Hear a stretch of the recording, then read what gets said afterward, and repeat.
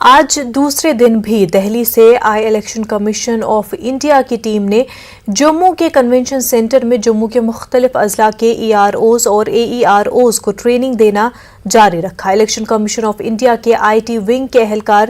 دن بھر ان I R Os اور اے E R Os کو تربیت دینے میں مصروف رہے۔ اس ٹریننگ کے دوران ان عہدیداران نے فیلڈ سٹاف کو بنیادی طور پر آرٹیکل 370 کی منسوخی کے بعد بدلتے ہوئے حالات کے دوران ان کے کردار اور ذمہ داریوں کے بارے میں آگاہ کیا۔ انہوں نے فیلڈ سٹاف سے کہا کہ وہ سمری ووٹر لسٹوں کے پیٹرن میں تبدیلی کے بارے میں مکمل آگاہی حاصل کر لے۔ ووٹر لسٹوں اور تمام انتخابی عمل کے حوالے سے درخواستیں اس تربیتی پروگرام کی وجہ سے ای آر اوز اور اے ای آر اوز کو الیکشن کمیشن کے عہدیداروں سے کافی معلومات اور جانکاری حاصل ہوئی۔ انہوں نے ان تربیتی تجاویز کو فیلڈ میں موجود ساتھیوں کے ساتھ شیئر کرنے کی یقین دہانی کرائی تاکہ انتخابی عمل جب بھی شروع ہو ہموار اور اچھے ماحول میں منعقد ہو۔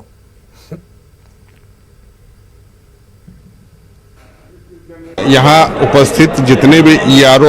اوز تھے ان کو بتایا ہے میں نے کہ آئی ٹی انفارمیشن ٹیکنالوجی سے جو چیز جڑا ہوا ہے رول کا، اس میں کیا کیا چینجز لائے گئے ہیں اس کے بارے میں نے بتایا۔ پچھلے 4 سال میں الیکٹرز ایڈ ہوں گے اور بھی، اس لیے اس لوگوں کے پہلے اسمبلی ڈویژن جو ہوا تھا پہلا جو یہاں وہ 4 سال پہلے ہوا تھا، اب پھر سے ہو رہا ہے ابھی اسمبلی ڈویژن، تو ظاہر ہے کہ کافی لوگ کو ابھی جوڑنا ہوگا۔ تو اسی لیے ان کو یہ بھی بتانا تھا کہ کیسے ان کو جوڑے اور کیسے ان کا جو ہمارا جو متداتا سوچی کا جو ہیلتھ ہے وہ اچھا رہے۔ تو 370 کے بعد ہمارا تھوڑا سا ہمارا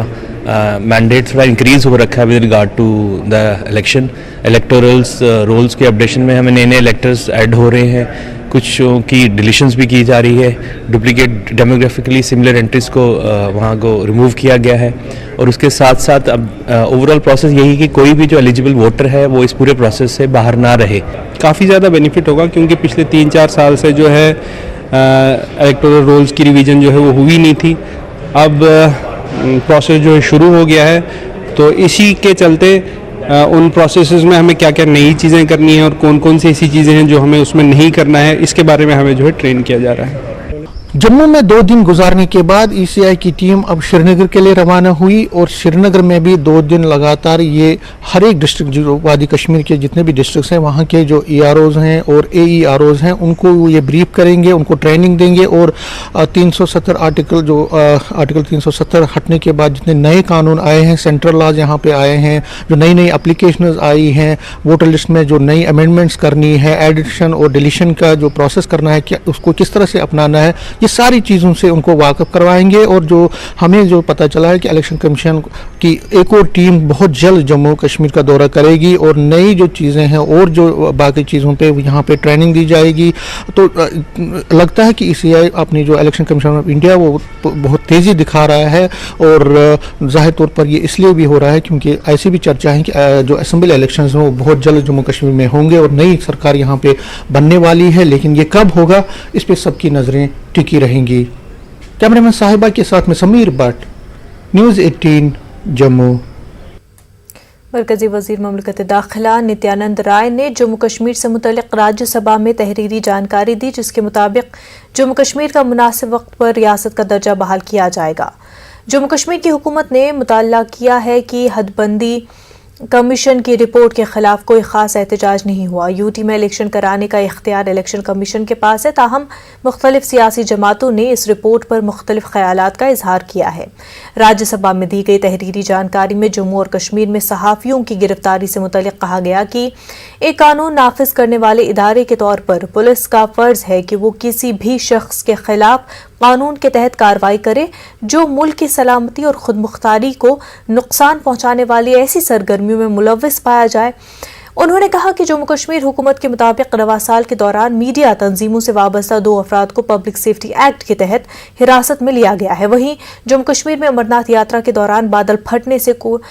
ہوئی اموات کا ذکر کرتے ہوئے وزارت داخلہ نے جانکاری دی اس سانحے میں 15 افراد ہلاک ہوئے، تاہم کسی کے لاپتہ ہونے کی اطلاع نہیں ہے۔ مرکزی وزیر مملکت داخلہ نے पार्लियामेंट को मुतल्ला किया कि सालाना अमरनाथ यात्रा के दौरान 19 जुलाई 2022 तक कुदरती वजूहात की वजह से तकरीबन 42 यात्रियों की मौत हुई है। वजारत दाखिला के जरिए पार्लियामेंट को दी गई जानकारी के मुताबिक साल 2022 के दौरान वादी कश्मीर को एक भी कश्मीरी पंडित ने नहीं छोड़ा है। 20 जुलाई 2022 के वजारत दाखिला के आदाद-ओ-शुमार के मुताबिक वादी में 6514 कश्मीरी पंडित मुकीम हैं, जबकि 2019 में 6432 कश्मीरी पंडित वादी कश्मीर में मुकीम थे। मरकजी वजीर ममलकत दाखिला ने के मुताबिक जम्मू कश्मीर में 2020, 21 और 22 के दौरान मिलिटेंटों के हाथों 6 कश्मीरी पंडित मारे गए।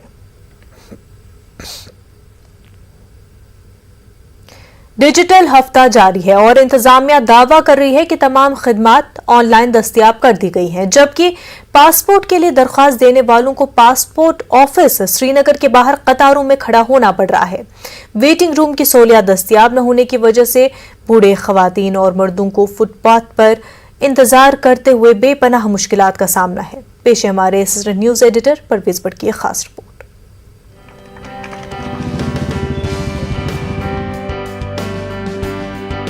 वज़ीर-ए-आज़म नरेंद्र मोदी के डिजिटल इंडिया के ख्वाब के साथ जम्मू कश्मीर में एलजी इंतजामिया ने यूटी को डिजिटल तौर पर बाइख्तियार बनाने के सफ़र का आगाज़ किया। इस सिलसिले में गुज़िश्ता चंद दिनों के दौरान मुतअद्दिद सरकारी तकरीब मुनक़िद की गई और डिजिटल हफ्ते का ऐलान भी किया गया। हाल ही में शुरू किए गए डिजिटल हफ्ते के दौरान chief secretary doctor Arun Kumar Mehta ने तमाम खिदमात ऑनलाइन फराहम करने का वादा किया। आइए सुनते हैं इन्होंने क्या कहा। हर एक सिटीजन JNK में डिजिटली एम्पावर्ड हो और उसको पता हो कि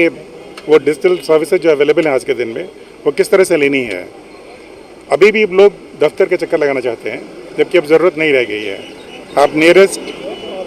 खिदमत सेंटर से या कहीं से भी सर्विस के लिए अप्लाई कर सकते हैं, अपने मोबाइल से अप्लाई कर सकते हैं। तो दफ्तरों के चक्कर लगाने बंद कर देने चाहिए। जैसा कि कहा जाता है कि हर सिक्के के दो रुख होते हैं, एलजी इंतजामिया के बड़े दावों के बावजूद पासपोर्ट के लिए अप्लाई करने वाले लोगों को इस शदीद गर्मी में भी कतारों में खड़ा होना पड़ रहा है।